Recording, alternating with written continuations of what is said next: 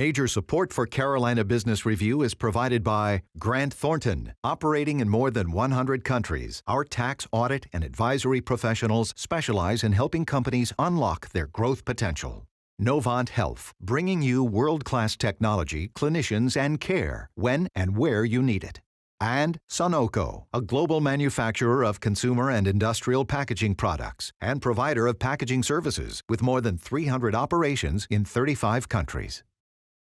Amid the profuse amount of economic indicators regularly released that we have to watch, for our purposes on this program, a bit more than others, ISM is the thing. ISM, or the Institute of Supply Management Survey, measures employment, production, inventories, new orders, and vendor deliveries. It is generally one of the more faithful leading indicators that assess the immediate course of the U.S. economy. Welcome back. Thank you for watching the most widely watched and the longest running source of Carolina business policy and public affairs for 28 years. This week, the ISM registered 59. What does that mean and why is that important? Well, any reading above 50 points points towards strong prospects for continued growth. Well, later on, we will ask the South Carolina Chamber Chair, Jack Sanders, just that question, among other things, to help us disseminate what this might mean. But in a moment, we'll start this week's dialogue with Chris Chung from North Carolina Commerce and Pat Wright from USC's Moore School of Business. Gratefully acknowledging support by Blue Cross Blue Shield of South Carolina. Please visit us at southcarolinablues.com. The Duke Endowment, a private foundation enriching communities in the Carolinas through higher education, healthcare, rural churches, and children's services. BARINGS, a leading global asset management firm dedicated to meeting the evolving investment and capital needs of its clients. Learn more at barings.com. On this edition of Carolina Business Review, Christopher Chung from the Economic Development Partnership of North Carolina. Patrick M. Wright of the Center for Executive Succession at USC, and special guest Jack Sanders, Chairman of the South Carolina Chamber of Commerce.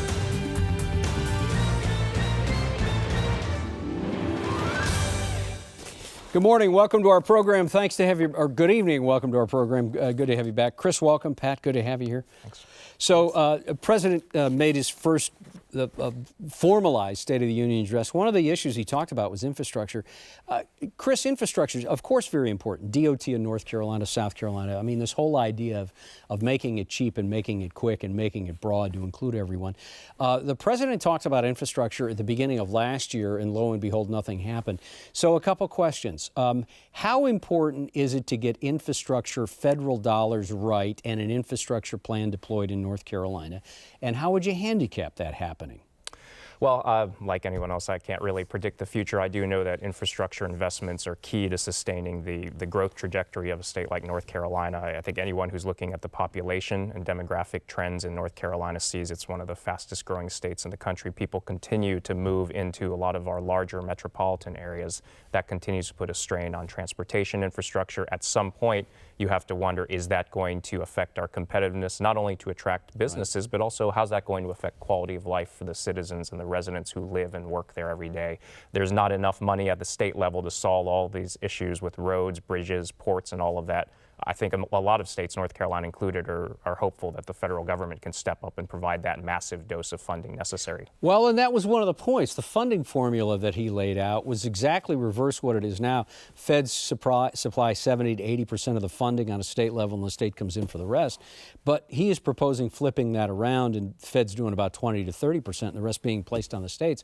So what does that do? How does that, I mean, it's already a stretch, isn't it, in places like the Carolinas to figure out the funding, get it right. But if the bill is higher now, will that make it even harder? I guess it will. Well, I'm sure what it does is probably forces states to prioritize where they ought to be making those investments. If the state has to pay a higher share of that, then of course what they're going to have to do is figure out where does it make most sense to invest in our statewide transportation infrastructure system. I'm sure those are the sorts of things that our Secretary of DOT, Jim Trogdon, is thinking about. Of course, nobody knows what the final bill is going to end up looking like, who pays what portion of the funding. I think it's encouraging that if the federal government is able to step up, that's going to provide a massive amount of spending to help help with this pretty critical competitiveness factor that all of the states have to deal with. Well, and I would say same thing, as you well said, Chris, it's very critical in South Carolina to get this DOT funding, right? Christy Hall has been chasing this down already, and does this become exponentially harder? Well, I think it becomes more difficult, but every time I think of a proposal that President Trump lays out, I remember that he's a deal maker. And the first kind of step in negotiation is almost a blue sky offer. So I think I would look at his proposal and the funding flip as being, here's my blue sky offer, is that we're going to increase the funding, we're going to increase the overall spending, but we're going to expect states to take up more of the load. I think that's all part of a negotiation going forward. Certainly, as Christopher mentioned, it's all about infrastructure, both from a job standpoint, but also just from a crumbling infrastructure and safety. So I'm hopeful this is going to happen, and hopeful that the state of South Carolina is going to get access to a lot of those funds. You know, one of the things we talked about before the cameras rolled was this idea that Amazon, Berkshire Hathaway, JP Morgan were coming together to propose a new idea about how to present, how to supply, and how to fund health care for their workers. It's going to take three companies with visionaries and certainly balance sheets like those two. Pat, let me stay with you for just a second. Can this idea work? And is it going to take more critical mass than these three companies could possibly bring to bear? Well, the idea can work, but really, it depends on where you think you're going to get savings from the healthcare system. One area of savings might be in the supply chain. And so what Amazon, I think, with their technological expertise, what you've seen is how they've changed consumer behavior in every other retail market, as they've provided more information about products, more pricing information, more quality information through reviews. And if you think about what makes for a good market, it really has to have the transparency of price, transparency of performance, and the buyer's incentive to maximize their value. That's not been characterized or a characteristic of the healthcare system as it exists today. So if Amazon can use their technology to increase transparency, that'll be helpful. But the second piece is not just in the supply chain, but it's actually in the effectiveness of the delivery. So if you have somebody who's on a drug for a particular illness, but it's the wrong drug for them given their kind of genetic background, to decrease the price of that drug, yeah, it helps, but it doesn't really increase the overall health of that individual. So again, the technological expertise that Amazon brings to bear, if they can provide more information to better diagnose an individual's particular illness, given their genetic background, what is the maximally effective drug for them, that'll actually drive more savings in the system than simply the supply chain. So is it just Amazon out front and Berkshire Hathaway and JP Morgan providing capital or moral support, or is there something else to this? Well, there's something to it. There's another consortium of companies that they've been trying to create, which is really about having enough scale to be able to drive lower prices with healthcare providers and health insurers. And I think if you look at the early kind of descriptions of the Amazon, Berkshire, JP Morgan initiative, the sentiment is they've got over 1 million employees and they'll be able to have greater bargaining power. Yeah, they will, and a lot of companies are looking for that and through a consortium. But the real potential, I think, has to be leveraging technology. And so I think you've got Berkshire, you've got JP Morgan. That could be the financing to create the company that utilizes Amazon's technological expertise to really drive change within the system. Yeah, you explained it well. Chris, is this more than just a romantic idea of coming at healthcare a little bit differently? Well, I think the devil's in the details. I think we're all still waiting to see what all this proposal is going to entail, and if it's something that helps profitability in the bottom line for companies, it helps healthcare consumers, improving how healthcare services are delivered and paid for. That's ultimately good for the economy. I think as an economic development professional, where I'm going to be curious as this sort of private sector-led initiative, is this going to drive new subsectors or new industries and more jobs that states can compete for, whether it's on the technology side, whether it's on the healthcare delivery side of things. I think those are the sorts of things I'm excited to begin understanding what the potential looks like as this proposal develops more meat on the bone. So is that a rhetorical question, or do you have an idea that this will spawn new industries? I think the devil's in the details. I think that's one of those things. It's really hard to predict what this is going to look like 5 or 10 years down the road, but that's what makes economic development challenging, right? You're trying to figure out where these industry trends are ultimately going to point to in terms of the kinds of industry sectors that we have a chance to compete for. In North Carolina, the Atlantic Coast Pipeline project that had been And I say largely forgotten about, had been water permitted to start some construction in a certain part of the state and to bring it down through to South Carolina. That kind of, in my term, kind of ripped the scab off of the counterpoint folks that are for this. How does the Atlantic Coast Pipeline factor into economic development? Is it a good thing? Is it something that's so far out that you're really not modeling it in any kind of economic development? Do you stay out of the political fray? How does Commerce look at this idea? Sure. So our organization being a nonprofit, of course, we stay out of any of those political discussions. But we do know, talking to a lot of local economic development agencies in the eastern part of our state especially, they're looking at things that can help them be more competitive in meeting the needs of the kinds of industry that they're going after. And natural gas is, of course, critical to a lot of companies, especially on the manufacturing and industrial side. So I think to the extent that things like the ACP link up to better availability and accessibility to natural gas, that is going to help position areas of the state that may have felt like that was a shortcoming when they were going after certain types of industry.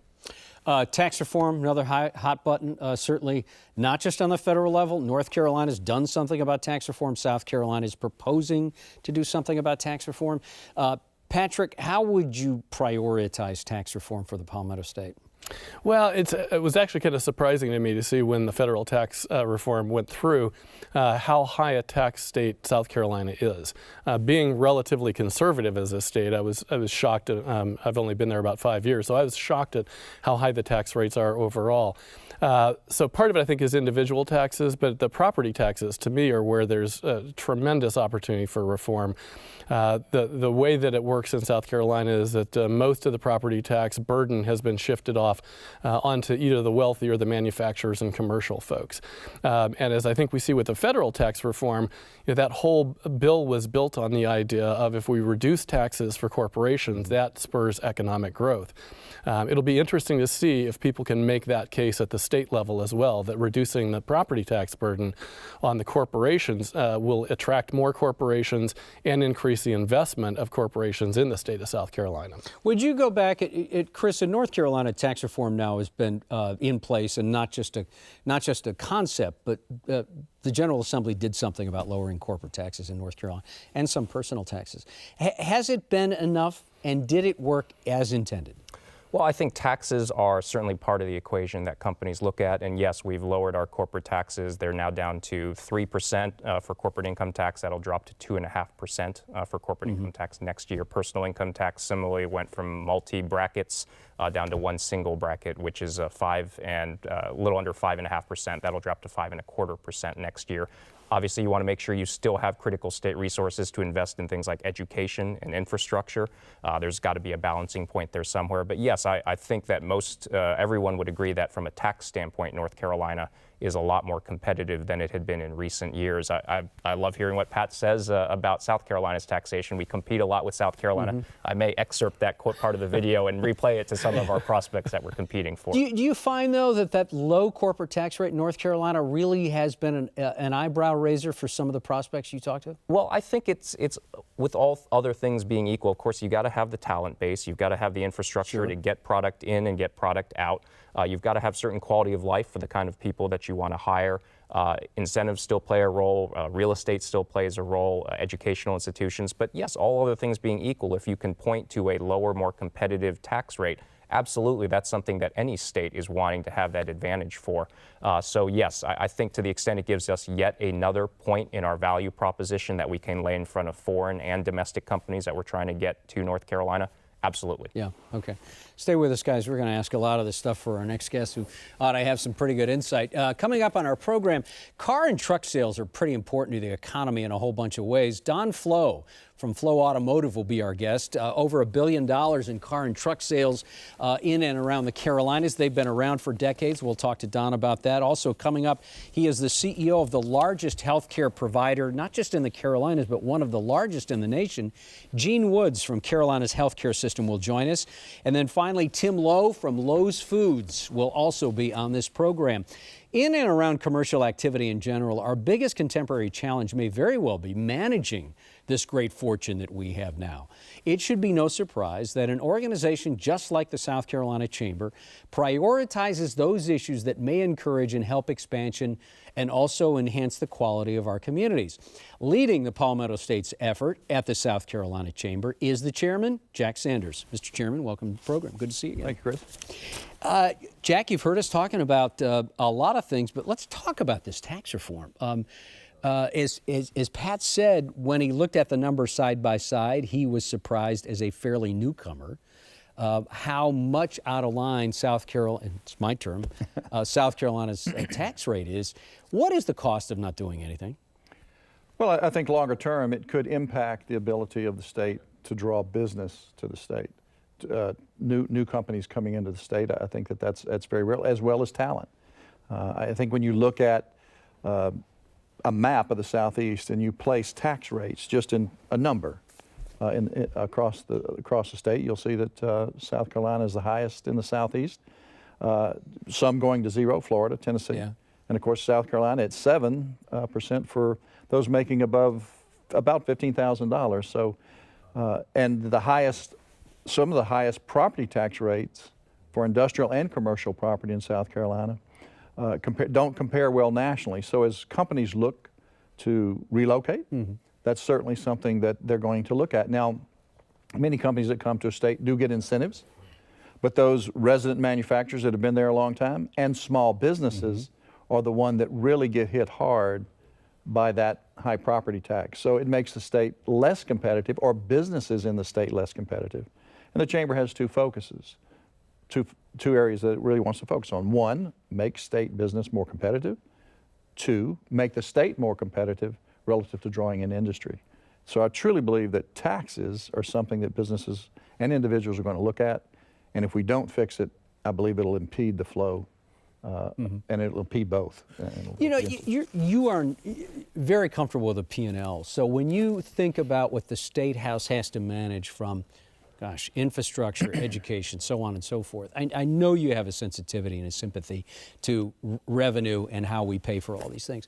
So how do you balance that? How do you make sure, as an advocate at the Chamber, that you're leading them the right way to say we need to lower these taxes, but still with the eye on making sure that we can deploy what we have? Well, I think that's absolutely true, and I wouldn't suggest that I have an idea or a plan, but I think it does have to be comprehensive in nature. We have to look at all the sources of revenue. In South Carolina, we have a sales tax, but there's as many exemptions to sales tax as the items that we do apply taxes to. So we need to look at that. What's fair? What are sources of revenue? We don't. How about internet sales? Can we tax that in some way better than we do? Those are all the things I think that need to be on the table and need to be looked at completely, so that there's a balance and there's a fairness to the tax system across all possible sources of revenue. And do you think there's a lot of wiggle room here to be able to achieve what the Chamber's trying to achieve? Well, certainly I think that there's enough. If you look at our neighboring states, Georgia, North Carolina, they've obviously accomplished it, so it's possible. Yeah. Chris?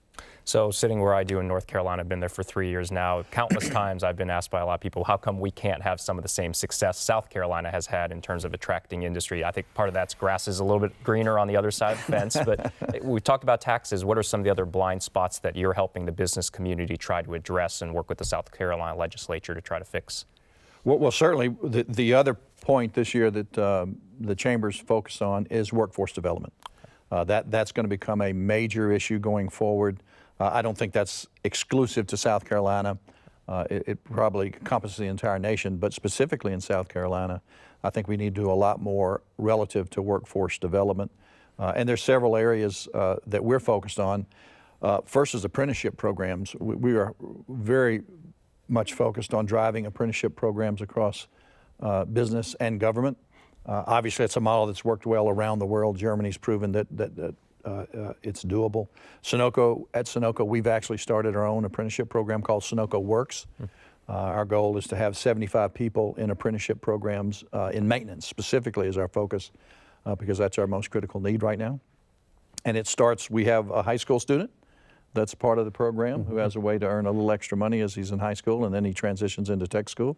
And we have employees that have now signed up for the apprenticeship program as well. So there's all sources of potential apprentice participants, but we think it's absolutely critical that we work in conjunction with government to promote and as well as education to promote that program. Let me follow up with that. Why do you think that apprenticeship, you know, when you look at the statistical evidence of the success of it, that's a no-brainer. Why is it so hard to get families and young students, kids, to decide that?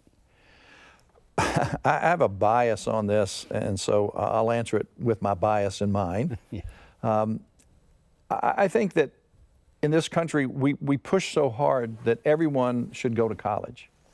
It's really pushed hard that everyone should go to college, and that's not really the case. And what we've not really created, in my opinion, is an alternative to not go to college. We just have a high school education.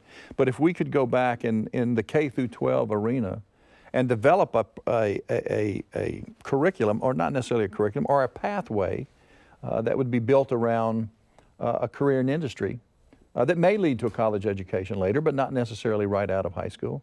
I think that is the key. But we've just not done that because of this bias toward everyone goes to college. And I don't think that's the right answer. Yeah, and I would agree with that. As a college professor, I shouldn't be saying this, but not everybody needs to go to college. I think there are a lot of people, and it's not necessarily an intellectual issue, it's just there are a lot of people who don't have an interest in spending all of those 4 years learning stuff instead of doing things. And, you know, I work with a lot of companies. I remember the head of HR at Archer Daniels Midland that says, you know, they have $100,000 a year jobs for welders that they can't fill. And I think we as a nation need to be able to get away from this bias and you know, create more of a value system that work is important. It's not a college degree, it's work that's important and doing work that matters. And that can add value to a business, to a community, and so on. I think if we can get over that bias, and then, as you mentioned, create alternative channels for people to get those skills, I think that's going to be really important to companies and to the nation as a whole. We're seeing a lot of that in North Carolina. You've got places like Wilson in eastern North Carolina. You've got a high school focused on getting students into an advanced manufacturing career track. Community college in Lee County, that's Sanford, right in the Research Triangle. They are now putting recruiters for the community college into area high schools to help identify some of those high school students to get them on that track towards more of a technical education, not necessarily a four-year university. So I think you're starting to see a lot of creative solutions pop up. Yeah. And I think that's the answer. It's government, it's education, and it's business coming together to create this pathway. And you think if you say it enough, then it'll start to create a new reality in some of these kids' heads to say, oh, you know, that's going to be my first choice rather than this. Absolutely. To the point that was made, some people want to be outside. Some people don't want to work inside an office place. It's what you want to do. There's a program in South Carolina, Work Keys, which kind of talks about what is it that you like. So those things don't necessarily match up just to going to college. There are other alternatives. We have to create the pathway. We've got about 2 minutes left. Do you have a question? Yeah, so right after tax reform passed, we saw a lot of companies offering bonuses. Yesterday, Lowe's announced $1,000 bonuses for 200 and some thousand employees, increased parental leave, increased adoption subsidies, and so on.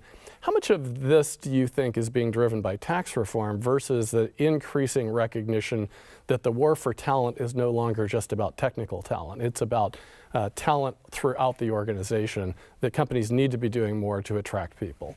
Well, absolutely, the war for talent's real, and I think it's going to become even more acute over the next 10 years. So building those types of programs and doing the things that attract employees to your company is going to be absolutely critical. How can you, so it's a good question, Jack. So we have not seen real wage inflation yet. It's starting to creep, I think. Don't you agree? Yes, I do. Do you expect that this is going to accelerate? When you describe it as a real war for talent, you think that's going to push up inflation? Well, I certainly think it's going to impact inflation, and I think you're going to see wage rate inflation over the next 5 years because this problem, as I said, is becoming more acute as you go forward. We've got a minute left. When you look, we talked about the Amazon, Berkshire Hathaway, and J.P. Morgan experiment around a new healthcare model. When you look at that, when you talk to all the folks that you talk in the chamber and some of your constituents, do you think, yeah, this is going to work, or we're just going to sit on our hands and see what happens? I mean, how does this kind of wash over you? Well, sit on our hands, absolutely not. We've been doing a lot of different things, including putting on-site medical clinics to help our employees get immediate attention and also defray costs as well. But we'll be watching very closely what actually happens. I don't know what the outcome will be. But healthcare has consistently been that cost bucket that continually creeps up year over year over year. And we've got to come up with a different solution. Yeah. It's just becoming prohibitively expensive. Yeah. Thank you for being on the program. Thanks for your leadership. I know that's no small thing. When you sign up for a chamber job, it's a 2 or 3x what you thought it's going to be normally. So thank you. Thank you. Nice to see you again. Good seeing you. Patrick, go Gamecocks. Thanks for being on the program. All right, thank you. Good to see you. Sorry, Chris, I know you're at the other Carolina, but nice to have you here as well. Great to be here. Thanks, Chris. Good to see you. Thank you for watching our program. Any questions or comments, please do take the time, carolinabusinessreview.org. Watch a program or make comments. Until next week, I'm Chris William. Good night. Major funding for Carolina Business Review was provided by the Duke Endowment, BARINGS, Grant Thornton, NOVANT Health, Sunoco, Blue Cross Blue Shield of South Carolina, and by viewers like you. Thank you. Promotional consideration provided by Business North Carolina Magazine. For more information, visit carolinabusinessreview.org.